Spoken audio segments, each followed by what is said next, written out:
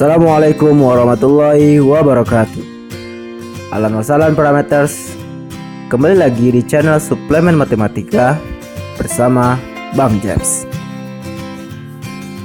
Kali ini kita akan membahas materi pertama dari segmen Re-Study SMA. Nah, tanpa berlama-lama lagi, mari kita mulai. Materi pertama kita adalah bentuk pangkat, akar, dan logaritma. Di dalam matematika terdapat 4 operasi yang sering kita gunakan semenjak kita mengenal matematika, yaitu penjumlahan, pengurangan, perkalian, dan pembagian.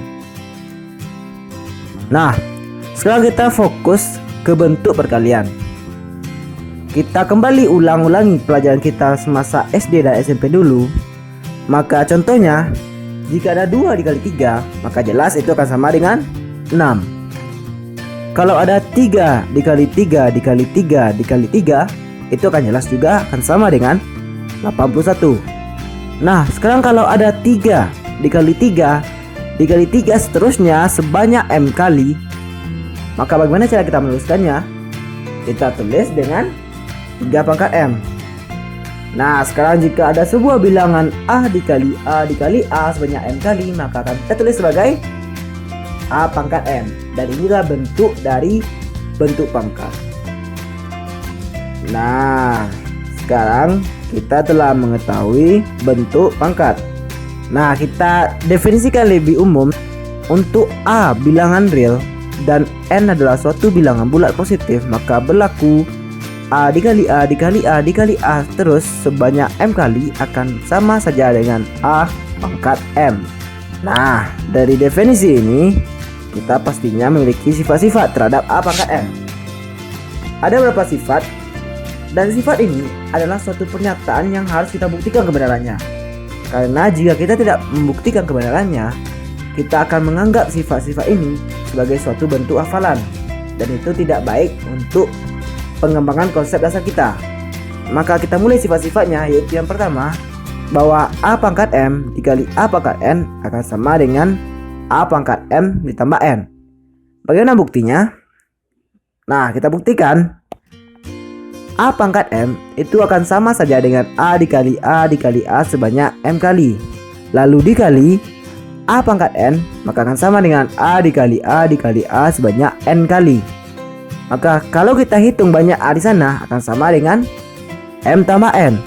Maka bentuk ini sesuai definisi dari bentuk pangkat, maka akan sama saja dengan A dipangkatkan M tambah N. Itulah bukti dari sifat pertama. Lalu kita memiliki sifat kedua, yaitu A pangkat M per A pangkat N akan sama dengan A pangkat M kurang N. Nah, parameters untuk nomor 2 dan seterusnya nanti pembuktiannya akan diserahkan kepada parameters. Karena jika Bang James yang menjawab semuanya akan memakan waktu yang sangat lama dan tidak efektif. Kita lanjut ke nomor 3, yaitu sifat ketiganya adalah A pangkat M dipangkatkan N akan sama dengan A dipangkatkan M kali M. Lalu sifat keempatnya adalah A dikali B dipangkatkan N akan sama dengan A pangkat N dikali B pangkat N. Lalu sifat kelimanya akan sama dengan A per B dipangkatkan N akan sama saja dengan A pangkat N per B pangkat N. Nah, inilah 5 sifat dasar yang mesti parameter kuasai dan pahami bagaimana pembuktiannya. Dan jika terdapat sifat-sifat lain, maka sifat-sifat ini adalah pengembangan dari 5 sifat ini. Kita tambah lagi 2 sifat yang merupakan pengembangan sifat ini tetapi termasuk mendasar, yaitu yang keenam, A pangkat 0 akan sama dengan 1. Lalu sifat ketujuh, A pangkat min N akan sama dengan 1 per M. Nah, itulah bentuk pangkat dan sifat-sifat dasarnya.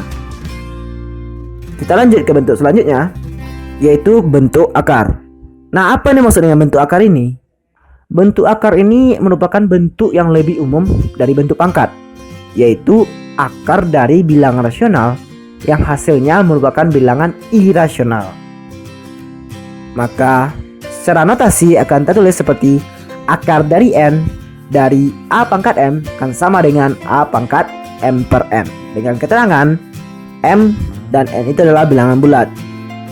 Nah, jika terdapat definisi pasti terdapat sifat-sifat, dan bentuk akar ini adalah bentuk umum dari bentuk pangkat.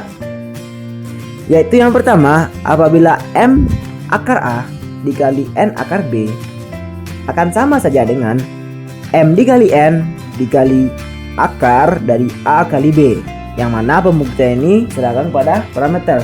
Lalu nomor 2-nya yaitu M akar A per N akar B akan sama dengan M per N diakarkan A per B.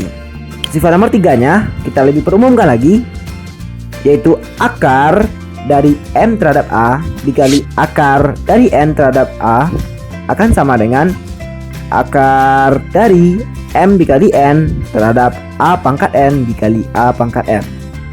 Lalu sifat keempat kita yaitu akar pangkat M dari A per akar pangkat N dari B akan sama dengan akar pangkat dari M dikali N dari A pangkat N per B pangkat M. Jika kita pikir-pikir lagi, sifat 1, 2 ini bentuk akarnya itu adalah kasus khusus dari sifat 3 dan 4. Nah, begitulah bentuk akar. Kita lanjutkan. Dalam kenyataannya, dalam kita menjawab soal atau memahami suatu materi, bentuk akar ini sering sekali tidak dalam bentuk sederhana. Maka kita butuh yang namanya penyederhanaan bentuk akar. Apa gunanya? Gunanya adalah untuk mempermudah penggunaan akar. Nah, jadi kapan suatu bentuk akar dikatakan sederhana? Pastilah memiliki syarat. Jadi syaratnya adalah yaitu yang pertama, tidak memuat faktor yang pangkatnya lebih dari 1. Apa itu contohnya? Yaitu akar dari 5x. Lalu yang kedua yaitu contoh yang bukannya, biar parameter semakin paham, yaitu akar dari 12x. Ini bukanlah bentuk sederhana. Kenapa? Karena dari 12 itu bisa dijabarkan menjadi 2 pangkat 2 dikali 3. Nah, tidak sederhana bentuk akar tersebut. Kita lanjutkan. Syarat kedua dari bentuk sederhana adalah tidak ada bentuk akar pada penyebut jika berbentuk pecahan. Apa contohnya? Yaitu akar 3 per X. Ini adalah bentuk sederhana karena tidak ada bentuk akar pada penyebutnya. Lalu apa contoh yang bukan? Yaitu 3 per akar 5 karena terdapat akar 5. Nah, karena ada syarat yang mengatakan suatu bentuk akar itu sederhana dan tidak, bagaimana cara kita menyederhanakan suatu bentuk akar? Nah, yang pertama, kita harus mengeluarkan faktor yang memungkinkan. Contohnya tadi yaitu akar 12x. Kita jabarkan akan menjadi akar dari 2 pangkat 2 dikali 3x akan sama dengan akar dari 2 pangkat 2 dikali akar pangkat 3x, yaitu 4 dikali akar dari 3x. Itu cara pertama. Lalu cara kedua, jika terdapat bentuk pecahan, maka yang kita lakukan adalah merasionalkan penyebut. Bagaimana caranya? Yaitu mengalihkan penyebut dengan akar sekawannya.